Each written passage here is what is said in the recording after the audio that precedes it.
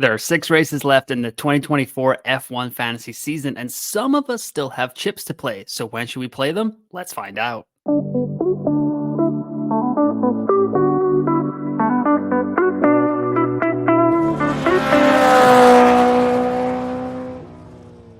What is up, everyone? Welcome to another episode of F1 Fantasy Pole Position. It is Tuesday, October 1st. My name is Ewan. On today's episode, we're going to dive into some late season chip strategy as there are 6 races left in the F1 Fantasy 2024 season. And yeah, we've got some chips left. As you can see right now, I've got the extra DRS and the autopilot chip left to play. So I'm going to go over kind of the schedule, when to play the chips, which kind of combination of chips that you have left, when you should play them, that kind of thing. And I've got a summary at the end. So if you can't stick around for the whole episode, check out the timestamps in the description below. And don't forget to like the video and subscribe to the YouTube channel. Any support is greatly appreciated as we head into the final 6 races of the season. So on the screen here, we've got the 6 chips: Limitless, Wildcard, Autopilot, Final Fix, Extra DRS, and No Negative. Some of you may have played all of them. Some of you may have played none of them, which is probably a problem in its own way. So let me know in the comments below what chips you have played, how did they do, and what chips you have left, and any decisions that you've got through the final 6 races of this season. So going over here, we can look at the schedule. So we've got back-to-back triple headers here in F1 Fantasy and F1 in general. We've got Austin, Mexico, Brazil coming up here back-to-back with 2 sprints at Austin and Brazil. And then we've got a couple of weeks break there. And then it's Vegas, Qatar, and Abu Dhabi. And Qatar is the final sprint of the F1 Fantasy season. So make sure that you have a plan in place. Hopefully this episode helps out a little bit. Let me know in the comments what you are thinking as the season winds down. Sprint schedule is, like I said, COTA, Brazil, and Qatar. And why do we want to play our chips in a sprint race? Well, it's because there's 3 scoring periods in F1 Fantasy when it comes to a sprint race. On a normal Grand Prix weekend, we just have qualifying and the Grand Prix to kind of make up points. But when it's a sprint race, we also get the sprint race added in. Sprint qualifying is not added in, which I'm not sure if I want that to change in 2025, but that's for a different podcast after the season. But yeah, it gives us one more chance to score points in F1 Fantasy with positions gained, overtakes, finishing position as well, but also gives us another chance for DNFs, which is not nice either. I know a lot of us have been struggling with kind of the DNF roulette and the back markers in recent races. So hopefully we can avoid those pitfalls in the final 6 races of the season. But yeah, this is the sprint schedule. So Austin and Brazil in the first triple header, and then Qatar in the second to last race of the season. And if you have the no negative chip, just wanted to get some data from the 2023 races that we had here. So COTA, Brazil, and Qatar also had races or sprints in 2023 as well. So I've got the sprint DNFs and the Grand Prix DNFs here. So in COTA, there was 1 sprint DNF, 3 Grand Prix DNFs. In Mexico, we had 3 DNFs as well. Brazil, we had 6 DNFs in the Grand Prix, which was wild. I'm pretty sure that was the race where Charles Leclerc didn't even make it to the start line. Then there was a big crash. Daniel Ricciardo, Oscar Piastri get into some trouble there as well. I believe they finished the races. I can't remember exactly, but 6 DNFs in Brazil. Vegas had 1 DNF. That was Lando Norris's huge shunt. And then Qatar, because of the heat, there were 5 DNFs in the sprint and 3 DNFs in the Grand Prix. And it has moved later in the season. So I'm wondering if the temperatures will be a little bit cooler this year in Qatar. But still, that's a pretty good place to maybe play your no negative, especially if we get some like heat advisory, like, the tires are not going to last again, that kind of thing. So Brazil and Qatar are kind of where I'm thinking the no negative will be quite handy if you have that chip.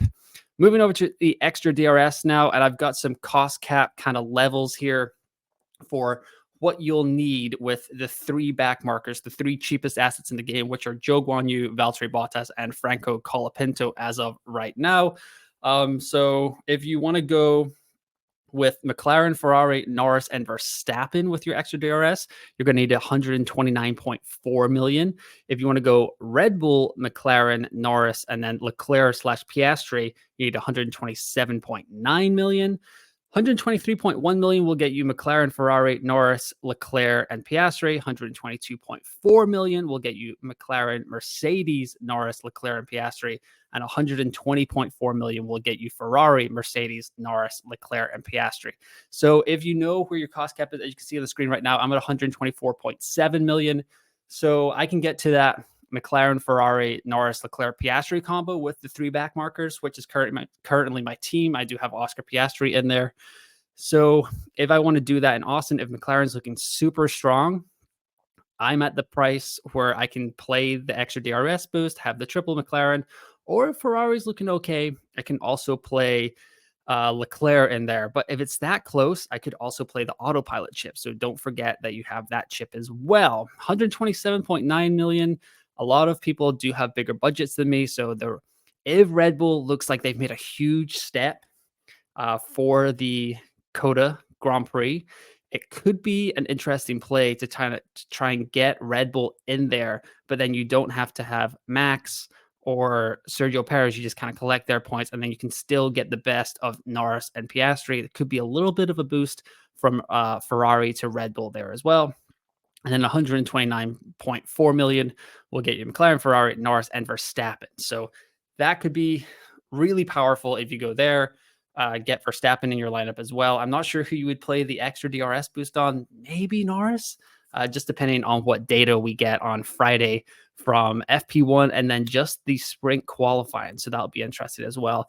If you are down here at the 122.4 million or the 120.4 million mark, I would maybe hold off on using the extra DRS boost because you are getting close enough that hopefully in the 2 races, because Leclerc and Piastri are A tier assets now, you would maybe be able to get up into that range where a couple of like a million boosts for Joe, maybe you can just kind of squeeze it in there and get to a Leclerc Piastri if they have some middling results that you could get there by Brazil to maybe squeeze those guys into your lineup. So if you are in this 120, if you're sub 123 million, I would probably hold off on the extra DRS boost.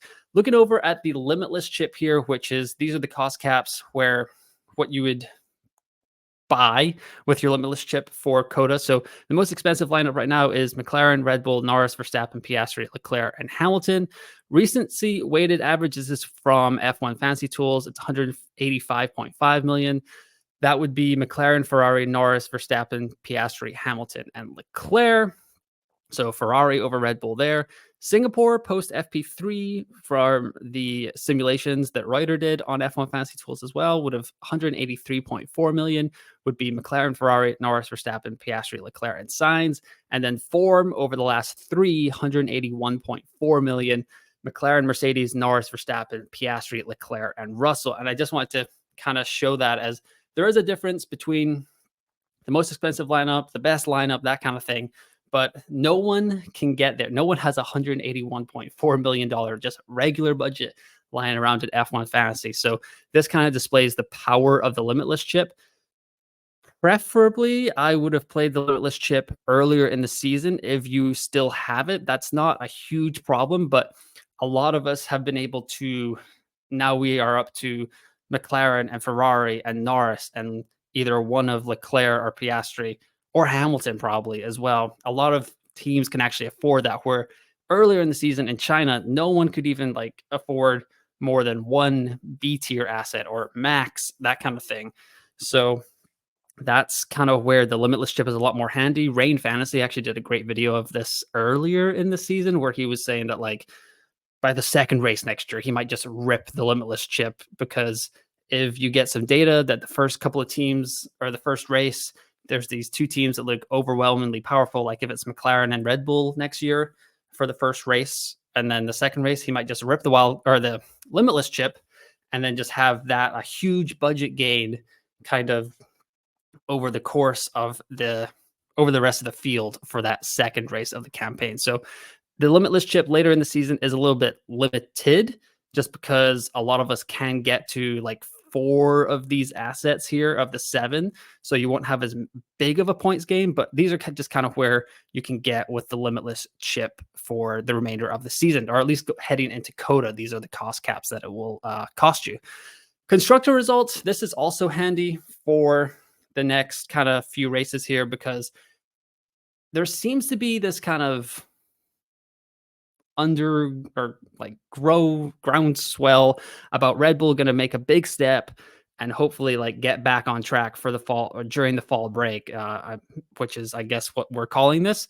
And Red Bull has some pretty good results here. So at 2023 Coda, you can see they scored 95 points in the constructors, and then 2023 Brazil they scored 105 as well. I've got Red Bull, McLaren, Ferrari, and Mercedes on here. Brazil also had a sprint in 2022, so in 2022, Brazil, Red Bull scored 65, Ferrari 86, Mercedes 111, because that's when George Russell won, and McLaren negative 20. McLaren's results from 2022, we don't really have to take into put too much effort into that or too much weight into those results there. And then 2023, these all came in the second half of the season when McLaren was flying a little bit. So 2023 Qatar, it was Red Bull 64, McLaren 110, Ferrari 18, Mercedes 53. 2023 Coda, it was 95 for Red Bull, 36 for McLaren, 35 for Mercedes, and 31 for Mercedes, 35 for Ferrari. That also includes the Charles Leclerc and Lewis Hamilton disqualification. So that's why their scores are a little bit lower there. And then 2023 Brazil, Red Bull 105, McLaren 65, Ferrari 28, along with Charles Leclerc's DNF, and Mercedes at 24. So as you can see, Red Bull has been pretty strong at these tracks over the past couple of seasons. That doesn't mean that they're going to be strong here for the remainder of the season, especially if they don't make as big of a step as we were thinking. But it is pretty encouraging to see Max Verstappen get second in Singapore.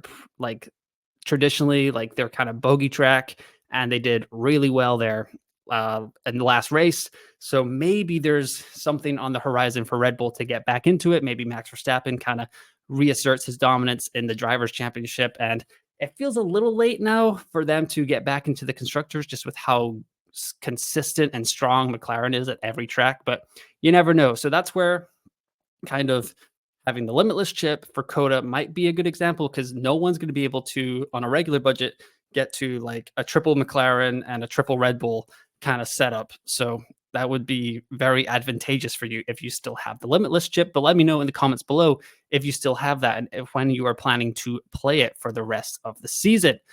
So now we're going over to some chip combinations here. And ideally, you're going to be playing your chips during the sprint races. So not every single combination is kind of on here. So if you have a different combination, let me know in the comments below, or hit me up on X at F1UNFPL, and we can talk about it there. We'd be glad to talk about some F1 fantasy. So no negative, extra DRS, and Limitless. If you have these 3 chips, this is when I would play them. In Coda, I would use the Limitless chip. And because I think you're still going to get the most budget gain there, you can go triple McLaren, Red Bull, Ferrari, fill out your lineup with however you want, just whatever's looking the strongest there. If it's McLaren and Ferrari looking the strongest, I would go triple McLaren, triple Ferrari, and just throw in Max there, because I just don't think he's going to get anything lower than 5th in both races. And they just kind of hoping that the Papaya and the Italian team can kind of pull it out there on a more kind of traditional racetrack. In Brazil, I would use the extra DRS boost, especially because with the Limitless, you'll keep your team from Singapore, so you'll gain those budgets from over the Coda weekend in with your Singapore team. And that gives you more time to kind of gain more budget, maybe get up to a Piastri, Leclerc, and a Norris kind of build, potentially even a Verstappen build if something goes wrong for the Red Bull driver in Coda or Mexico. He could be a little bit lower in price, and you could maybe get him in your lineup for Brazil. Then for Vegas, I would use nothing. And then Qatar, I would use the no negative, just because of the heat, the kind of like wear and tear it seems to take on the cars. So we'll see how the temperature looks with it being a little bit later in the season. But that is when I would play the no negative, extra DRS, and the Limitless chip. I do want to say, if you have the wild card with any of these chips, I would potentially just try to wait to see when And if any of these teams like make a late season surge, like if Red Bull looks really dominant going into Coda, I would probably push off the Limitless and maybe wildcard in Red Bulls to have them for the remainder of the season, because not a lot of us can get to Red Bull, especially with like the transfers. I know some people have 3 free transfers, but if you have the wild card, and especially at this point with 6 races left to go, if it's just a -10, a -20, like I would definitely just flip the wild card and just save yourself those 10 points, because you don't know when you're going to get another chance to use it. And yeah, if you can get Red Bull into your lineup, I don't think a lot of F1 fantasy teams can really get there. So that'll be a little bit of a boost to your prospects for the remainder of the season. That would push all these chips back. I would maybe like save the Limitless chip for Vegas, or just maybe the last race of the season, just as a total like kind of punt at the end of the season. But that was kind of like, if you have the wild card, I just wanted to throw that out there as well. If you have extra DRS and the Limitless chip, like I was talking about, I'd really like to use the Limitless chip as early as possible, because that gives you more time to get to whatever level of extra DRS boost you are hoping to get to. If that means that you can get out of like the back marker roulette with the Colapinto, Zhou Guanyu, Valtteri Bottas range, then you can maybe get a better asset, maybe like a Nico Hulkenberg, an Alexander Albon, a Pierre Gasly, if Alpine's looking anywhere near competitive towards the end of the season. But yeah, using the Limitless chip at the beginning of these final triple headers that we've got going on here in F1 Fantasy, I think is going to give you the most gain in your budget. Like I said, probably better to use it earlier in the season, but if you still have it, not a huge problem. You can still have an advantage over the rest of the field, and then an extra DRS boost in Brazil. If you only have the Limitless, this is where the wild card definitely comes into play a little bit more. If you also have the wild card, I'd probably save that for right now with Coda, just to see if you need to get a flip or a team in there. But the thing about using the Limitless only in Brazil is it could be a good opportunity to bounce on Mercedes, because they have traditionally been very strong there. Like you saw 111 points a couple of years ago in the sprint weekend there. When George Russell won, Lewis was pretty good that weekend as well. So if that allows you to maybe get on the Mercedes bandwagon and just kind of load up there along with like a McLaren or a Red Bull or whatever's looking good there, that is maybe the time to use the Limitless as well. It also would give you a couple of races to set up for potentially some slight budget gains heading into the final 3 races of the season. If you have Coda in Mexico, you have 4 transfers total to really set your team up for like a strong budget building. So you could almost bring in like the Mercedes on a punt in Mexico kind of thing, but have them there for Limitless. Say like if Lewis doesn't get to an A tier bracket there, you could still be looking at, with a really successful weekend in Brazil, you could be looking at a George and Lewis 1 million price rise heading into the final 3 weeks of the F1 fantasy season. So that might be a way that you can set your team up as well. And then extra DRS boost, if you have the budget to get in triple McLaren and they're looking really strong, I would just rip that right now. That way you have the final 5 races of the season. You don't really have to worry about chip strategy, which is also quite nice as well.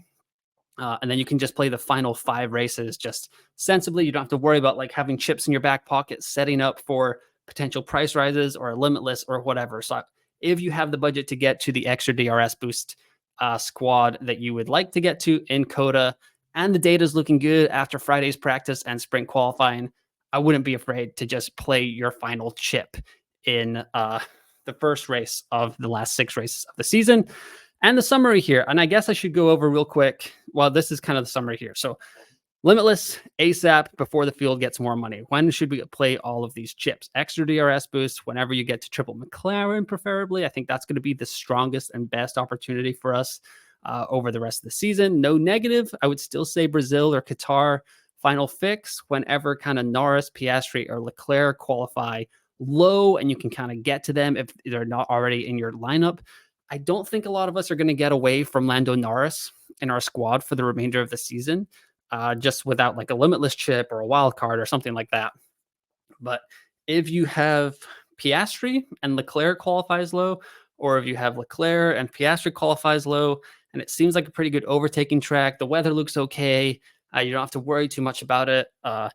it's just like a weird freak thing, like what happened to Lando in Azerbaijan. Like I wouldn't really mind just using the final fix chip, taking a punt, and trying to use that as an opportunity. But that's kind of where you'd want to be there. Autopilot is something that I need to figure out as well. But whenever the data tells us there's pretty much no gap between like teams like Norris and if Ferrari and McLaren look like head to head, kind of like very close, that would maybe be a weekend where I would bring in Leclerc and activate the autopilot because I believe right now with 6 races left, Lando's 52 points behind Max in the World Drivers' Championship.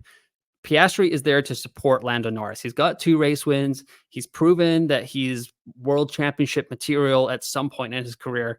But right now is kind of the time to, if McLaren can do it, get Lando Norris his world drivers championship. He's still pretty young himself, so it's not like he will never have another opportunity. But for Piastri right now, I think his role will be to support Lando Norris and his charge towards Max Verstappen over the final 6 races of the season. And that would just make him not a great, if you're going to activate the autopilot chip, I wouldn't have Lando and Piastri in your team at the same time. I would definitely want to diversify that and bring in like a Max Verstappen if you have the budget, or a Charles Leclerc if you can get there as well. And then for the wild card, this is when I would play it in Coda. Probably like if Red Bull makes a giant leap over these last 6 races, just like comes out of nowhere. No one is on anywhere near like a triple Red Bull or a double Red Bull lineup. And you have the wild card and you can just get there with a, like 3 or 4 transfers, just flip that wild card and you will be good to go. But that is really it for the chip strategy episode of F1 Fantasy Pole Position. Hopefully it made sense. It made sense in my head when I was putting it all together. Let me know in the comments below what you liked, what you didn't like, what your chip strategy is going to be for the remainder of the season. Don't forget to like the video and subscribe to the channel. Follow me on X at F1U and FPL. I'll be back next week with a interview with Adam from Fan Amp Fantasy HQ is what his X handle is now. So very excited for that, recording that later this week. But once again, thanks for listening. Thanks for watching, and I will talk to you next time.